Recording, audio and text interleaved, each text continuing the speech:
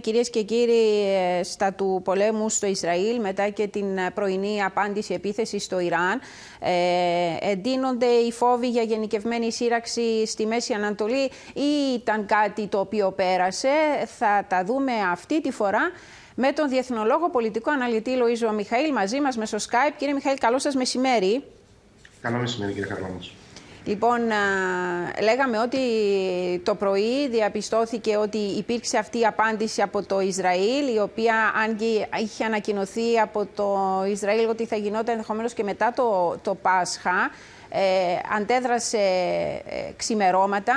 Υπήρξε μία αναστάτωση, σήμανε ένας συναγερμός, αλλά φαίνεται ότι ήταν καλά σχεδιασμένη, μελετημένη, να είναι μικρής κλίμακας, έτσι ώστε να δώσει απάντηση, αν θέλετε, στο Ιράν και να κλείσει εδώ το θέμα. Κοιτάξτε, το γεγονός ότι το Ισραήλ θα απαντούσε στο χτύπημα της Τεχεράνης ήταν δεδομένο, ήταν κάτι το οποίο ήταν θέμα χρόνου. Αυτό το οποίο παρακολουθούσαμε τις τελευταίες μέρες με έντονη ανησυχία, ολόκληρος ο διεθνής παράγοντας ουσιαστικά, ήταν το μέγεθος αυτής της απάντησης.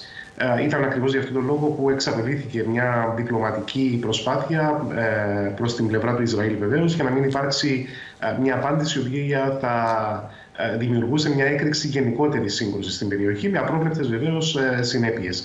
Φαίνεται από το σημερινό χτύπημα ότι το Ισραήλ επέλεξε τουλάχιστον επί του παρόντος την ήπια αντίδραση.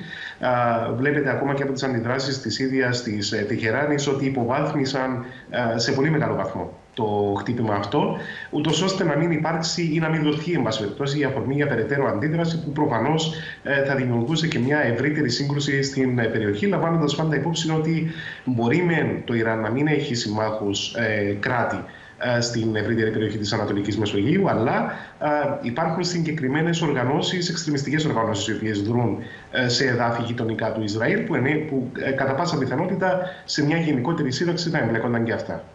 Και δεν είναι τυχαίο, κύριε Μιχαήλ, και το σημείο, γιατί λέγαμε ότι είναι κοντά στην πόλη Ισφαχάν, όπου υπάρχει αεροπορική βάση. Άρα στέλνει και συγκεκριμένα μηνύματα.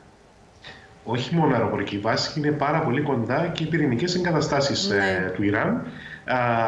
Είναι ακριβώς για αυτόν τον λόγο που έσπευσε το Ιράν και ο Διεθνής Οργανισμός Πυρηνικής Ενέργειας να ενημερώσει ότι είναι ασφαλείς στις συγκεκριμένες εγκαταστάσεις, αλλά προφανώς υπήρχε συγκεκριμένος σκοπός της επίθεσης στο συγκεκριμένο σημείο. Αφενός για να καταστήσει σαφές στο Ισραήλ ότι έχει τη δυνατότητα να πλήξει το Ιράν από αέρος ανά πάσα στιγμή και χωρίς να γίνει αντιληπτό, γιατί της ουσίας αυτό συνέβηκε. Δεν έγινε αντιληπτό από το Ιράν. Και βεβαίως ότι έχει τη δυνατότητα ανά πάσα στιγμή να πλήξει ακόμα και το πυρηνικό πρόγραμμα του Ιράν. Χωρίς βεβαίως να σημαίνει ότι αυτό επιλέγει αυτή τη στιγμή να κάνει το Ισραήλ, γιατί αντιλαμβάνεστε ότι ένα πλήγμα στις πυρηνικές εγκαταστάσεις του Ιράν θα ήταν και υπέρτατη απάντηση του Ισραήλ, που εκ των πραγμάτων εκεί θα οδηγούμαστε σε πραγματικά χαρτογράφητα μονοπάτια. Και βλέπουμε και την αντίδραση τώρα της Τεχεράνης, η οποία λέει ήταν μια εσωτερική επίθεση, δεν θα προχωρήσουμε σε αντίπεινα. Τώρα είναι και θέμα εμπιστοσύνης. Είναι λίγο απρόβλεπτα τα πράγματα. Είναι ισορροπίες τρόμου αυτά τα τελευταία 24 ώρα στη Μέση Ανατολή. Έχετε απόλυτο δίκιο, κύριε Χαρλάμπους. Είναι μεν προφανής η πρόθεση τουλάχιστον από πλευράς Τεχεράνης να μην δοθεί συνέχεια. Και βεβαίως δεν γίνεται, γιατί δεν θέλει να δώσει συνέχεια η Τεχεράνη, αλλά πολύ απλά γιατί θέλει να αποφύγει πάση θυσία αφενός τις οποιασδήποτε πρόσθετες κυρώσεις μπορεί να επιβληθούν στο Ιράν από τον δυτικό κόσμο, και βεβαίως αυτή τη στιγμή δεν είναι σε θέση η Τεχεράνη ούτε επιχειρησιακά να μπει σε μια γενικότερη σύραξη με το Ισραήλ. Από την άλλη όμως έχετε απόλυτο δίκιο ότι είναι εξαιρετικά αρεστές οι συνθήκες, είναι ιδιαίτερα απρόβλεπτοι οι αστάθμιτοι παράγοντες που υπάρχουν στην περιοχή. Κανείς δεν μας διαβεβαιώνει ότι το Ισραήλ δεν πρόκειται να προβεί σε νέες επιθέσεις κατά του Ιράν ή κατά στόχων συμφερόντων του Ιράν, είτε στην ίδια τη χώρα είτε περιφερειακά.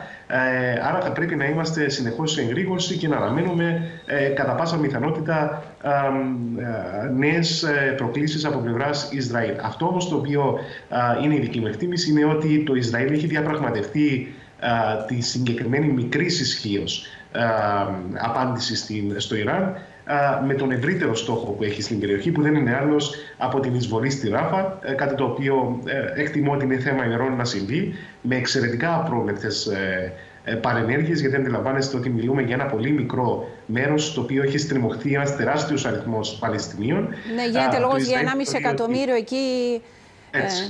Έτσι ακριβώς. Το Ισραήλ θεωρεί και εκτιμά ότι εκεί βρίσκεται και το τελευταίο προπύργιο της Χαμάς. Άρα, στην προσπάθεια να εξοντώσει τη Χαμάς, οφείλει στρατηγικά να μπει και στη Ράφα, όμως συγκρατεί το για όλο αυτό το διάστημα από τον αμερικανικό παράγοντα κατά βάση, για να αναστείλει τουλάχιστον τα σχέδια του. Φαίνεται όμως στην προκειμένη περίπτωση ότι έχει αξιοποιήσει αυτό τον άσο στο μανίκι του ο Μπενιάμιν Νετανιάχου, για να εξασφαλίσει τη συνένεση των Αμερικανών να προχωρήσει στα σχέδια του στη Ράφα. Άρα ή θα χτυπήσουμε το Ιράν ή θα με στηρίξετε να συνεχίσω τις επιθέσεις μου με το επόμενο μου στόχο που είναι η Ράφα. Αυτό φαίνεται ότι συνέβη, και κυρία Χαραλάμπους, και χθες υπήρξαν και δηλώσεις Αμερικανών αξιωματούχων, ανεπίσημα βεβαίως, οι οποίες έκαναν λόγο ακριβώς για μια τέτοια άτυπη συμφωνία. Αντιλαμβάνεστε βεβαίως ότι μια καθολική εμπλοκή του Ισραήλ και στη Ράφα, επαναλαμβάνω, στη βάση των αριθμών αμάχων που έχουμε στην περιοχή, θα έχει παρενέργειες πάλι για ολόκληρη την περιοχή, ακόμη και για την Κύπρο, γιατί είναι εύκολα κατανοητό ότι εάν γενικευθεί πλέον η σύραξη σε έναν χώρο στον οποίο βρίσκεται στριμωγμένος ένας τόσο μεγάλος αριθμός αμάχων, αντιλαμβάνεστε τι μπορεί να συμβεί και για την Κύπρο σε σχέση με το μεταναστευτικό πάντοτε, γιατί είναι εύκολα κατανοητό ότι πλέον θα υπάρξουν μεγαλύτερα μεταναστευτικά κύματα από την ευρύτερη περιοχή, όχι μόνο της Παλαιστίνης, αλλά και από την Συρία και από τον Λίβανο, στην προσπάθεια να αποφύγουν τις όποιες διενέξεις θα συμβούν το επόμενο διάστημα στην περιοχή. Έτσι, κλείνοντας, κύριε Μιχαήλ, πώς το βλέπετε να τελειώνει όλο αυτό με τον πόλεμο στη Γάζα? Το πότε, το Ισραήλ έχει διαμηνήσει ότι είναι αποφασισμένο να ολοκληρώσει εξοντωτικά τον πόλεμο και τις επιχειρήσεις που έχει αρχίσει σε ολόκληρη τη λωρίδα της Γάζας, με ένα και μοναδικό στόχο: να εξοντώσει επί της ουσίας τη Χαμάς. Δεν είμαι βέβαιος ότι η Χαμάς εξοντώνεται τόσο εύκολα. Δεν μιλάμε για ένα συμβατικό πόλεμο μιας χώρας, ενός κράτους με ένα άλλο κράτος, το οποίο έχει συγκεκριμένους στόχους να χτυπήσει και να εξοντώσει, προκειμένου να αποκλείσει. Μιλάμε για μια εξτρεμιστική οργάνωση, η οποία δράει υπόγεια, και αντιλαμβάνεστε ότι δεν είναι εύκολο ούτε να την εντοπίσεις, ούτε και βεβαίως να την εξοντώσεις. Ναι. Πολύ περισσότερο το γεγονός ότι έχουμε την απώλεια τόσων πολλών ανθρώπινων ζώων το τελευταίο διάστημα στη λωρίδα της Γάζας είναι ένας παράγοντας ο οποίος ενισχύει, αν θέλετε, τις τάξεις της Χαμάς, γιατί ουσιαστικά από τις οικογένειες των αμάχων θα προκύψουν και νέα μέλη στη Χαμάς, στην προσπάθεια να πάρουν πίσω την εκδίκησή τους από τα όσα έχει πράξει το Ισραήλ στη λωρίδα της Γάζας. Άρα δεν είναι κάτι το οποίο θα τελειώσει σήμερα, και δεν είναι σίγουρα κάτι το οποίο θα τελειώσει με πιθανή εισβολή του Ισραήλ στη Ράφα. Δυστυχώς το Παλαιστινιακό είναι ένα ζήτημα το οποίο ταλανίζει την περιοχή για χρόνια, δεκαετίες. Εκτιμώ ότι θα συνεχίσει για πάρα πολλά ακόμα χρόνια να ταλαιπωρεί την περιοχή. Η ανθρωπιστική κρίση, η οποία εντείνεται μέρα με τη μέρα, είναι τέτοια η οποία θα προκαλέσει σαφέστατες παρενέργειες για ολόκληρη την Ανατολική Μεσόγειο. Άρα, κατάπαυση του πυρός και να καθίσουν στο τραπέζι διαπραγματεύσεων ούτε λόγος. Ακριβώς. Μάλιστα. Έτσι. Ναι. Πέραν από τις παλιές συνομιλίες που υπήρχαν για τη δημιουργία ενός Παλαιστινιακού κράτους, στη βάση δύο κρατών ουσιαστικά στην περιοχή, που και αυτές έχουν ανασταλεί επί της ουσίας και δεν φαίνεται προοπτική επανέναρξης μετά τις επιχειρήσεις του Ισραήλ στην περιοχή, δυστυχώς δεν διαφαίνεται δρόμος για διπλωματική επίλυση. Κύριε Μιχαήλ, σας ευχαριστούμε πολύ. Να είστε καλά. Καλή συνέχεια.